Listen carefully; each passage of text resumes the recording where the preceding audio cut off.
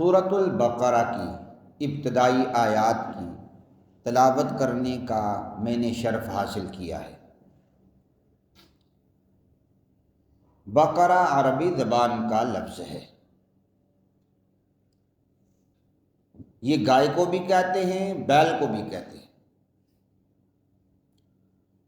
بعض الفاظ ایسے ہیں کہ جو نر اور مادہ دونوں پر بولے جاتے ہیں۔ نر پر بھی وہ لفظ بولا جاتا ہے، مادہ پر بھی بولا جاتا ہے۔ جس طرح مچھلی کا لفظ ہے، اب یہ نر پر بھی بولا جاتا ہے، مادہ پر بھی بولا جاتا ہے۔ مچھلا نہیں کہتے، مچھلی اور مچھلا مچھلی ہی کہتے سب کو۔ تو اسی طرح بقرہ یہ نر مادہ دونوں پر بولا جاتا ہے۔ اس لیے بعض مفسرین نے اس کا ترجمہ بیل کے ساتھ کیا ہے، اکثر تو گائے کے ساتھ کرتے ہیں۔ بعض مفسرین اس کا معنی، اس کا ترجمہ بیل کے ساتھ کرتے ہیں۔ بعض لوگوں کو پھر اس پر اشکال ہوتا ہے، اعتراض کرتے ہیں، دیکھیں جی گائے معنی بنتا تھا، بیل کر گئے ہیں۔ تو اس کا میں نے عرض کر دیا ہے کہ یہ نر مادہ دونوں پر بولا جاتا ہے، لہذا جو اس کا معنی گائے کرتے ہیں وہ بھی درست ہے، اور جو اس کا معنی بیل کرتے ہیں ان کے پاس خود الگ سے دلائل موجود ہیں، وہ بھی درست کرتے ہیں۔ اس سورہ مبارکہ کو سورۃ البقرہ کہتے ہیں۔ بقرہ بقرہ کا معنی تو میں نے عرض کر دیا ہے۔ ایک لفظ بکرا، وہ اردو کا لفظ ہے۔ اردو میں بکرا، بکری آپ جانتے ہیں کہ وہ مستقل جانور ہے، وہ اور ہے، وہ کش والا، کراچی والا کاف ہے، بکرا بکری۔ یہ ہے بقرہ، کاف نقطوں والا ہے، قلقلہ والا کاف ہے، وہ اور ہے۔ تو بکرا بکری، بقرہ یہ اور ہے، بکرا بکری اور ہے۔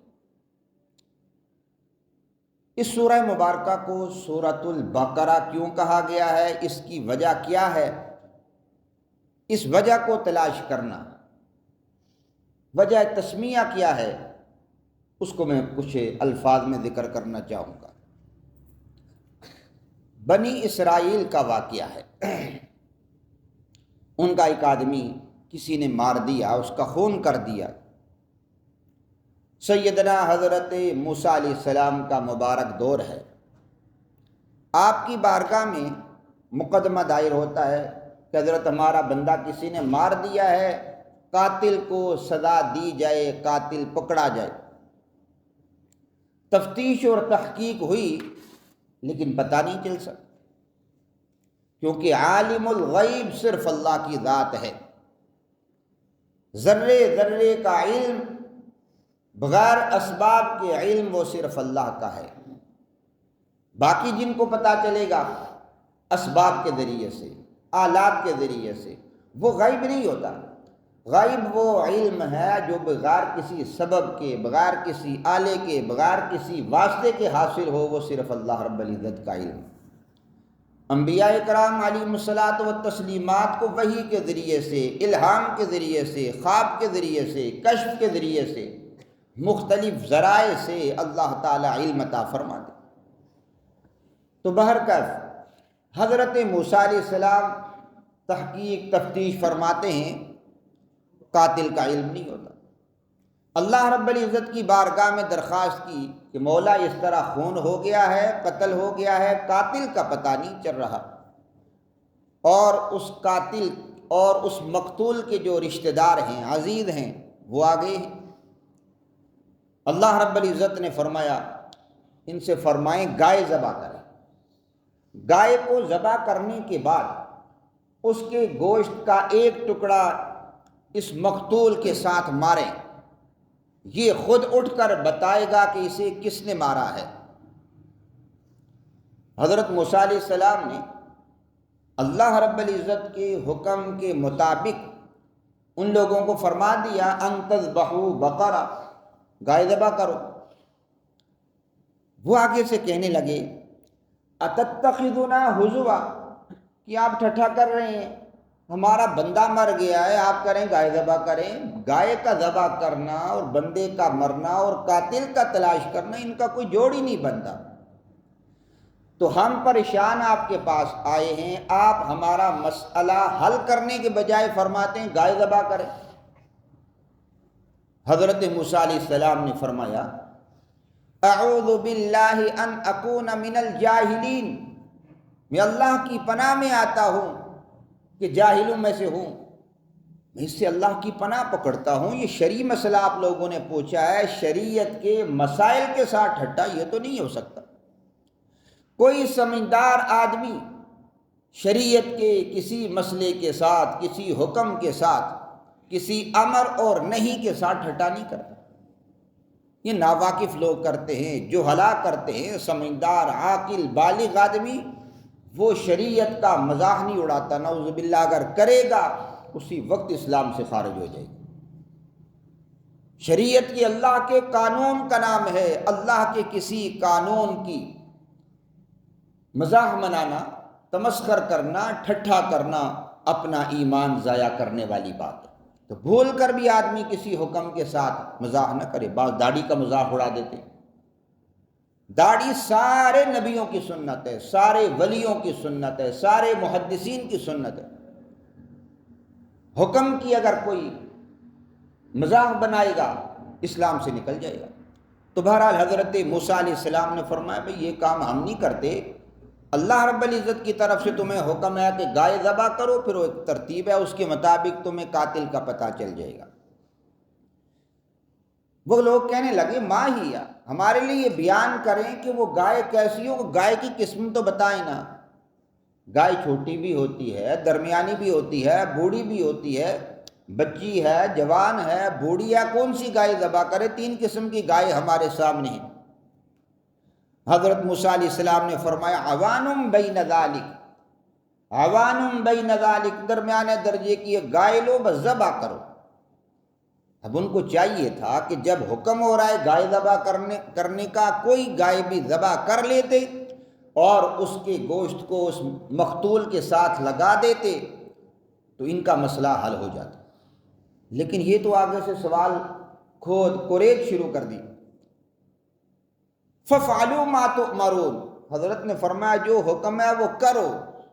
لیکن وہ کہنے لگے جی مَا لَوْنُهَا، قَالُوا ادْعُ لَنَا رَبَّكَ يُبَيِّن لَنَا مَا لَوْنُهَا، اے موسیٰ اپنے رب سے پوچھ کہ اس گائے کا کلر کیسا ہونا چاہیے، رنگ کیسا ہونا چاہیے۔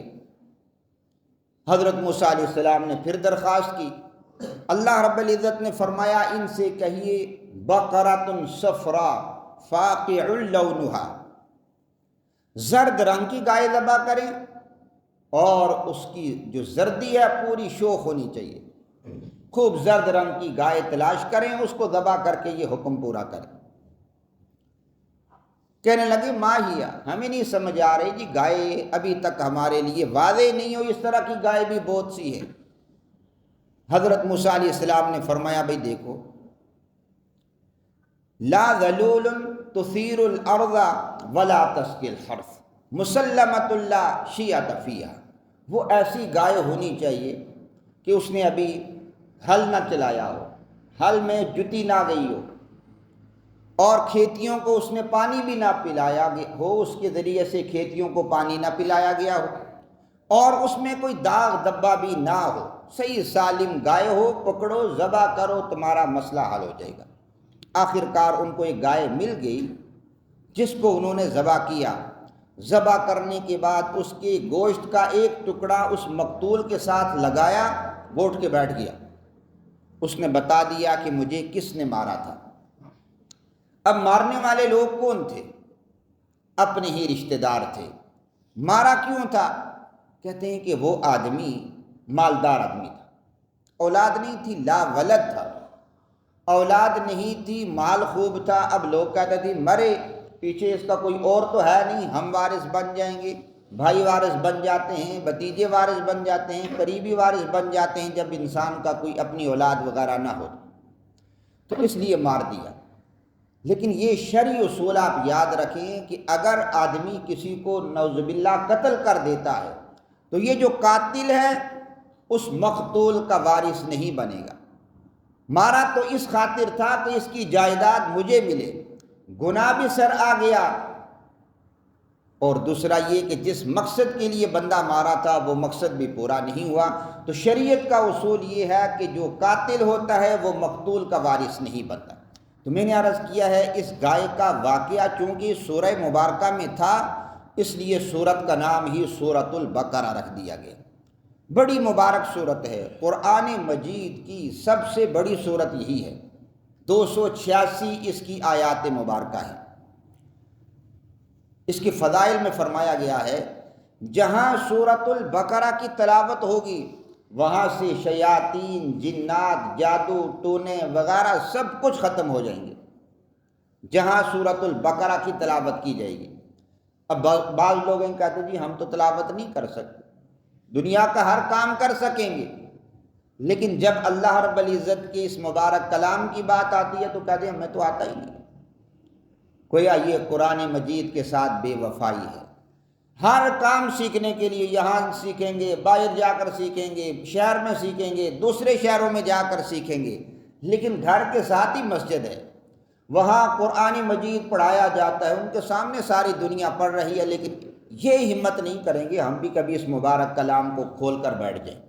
تو پھر اگر وہ خود نہیں پڑھ سکتے تو کسی کو کہیں ہمارے گھر میں تلاوت کر لیں سورۃ البقرہ کی، تو جہاں سورۃ البقرہ پڑھی جائے گی وہاں سے یہ سارا کچھ ختم ہو جائے گا۔